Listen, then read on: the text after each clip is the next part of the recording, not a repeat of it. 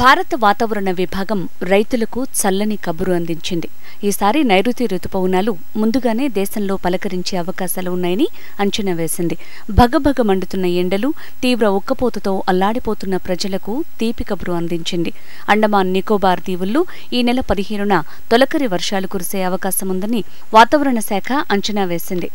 దక్షిణ అండమాన్ సముద్ర ప్రాంతం, దానిని ఆనుకుని ఉన్న ఆగ్నేయ బంగాళాఖాతంలోకి రుతుపవనాలు ప్రవేశించే అవకాశం ఉన్నట్లు స్పష్టం చేసింది. ఈ రుతుపవనాల ఆగమనంతోనే దేశంలో వర్షాకాలం మొదలైనట్లు పరిగణిస్తారు.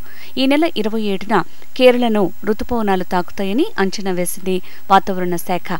వాస్తవానికి జూన్ 1న రుతుపవనాలు దేశంలోకి ప్రవేశించాల్సి ఉండగా ఈసారి 5 రోజులు ముందుగానే వచ్చే అవకాశం ఉన్నట్లు తెలుస్తోంది.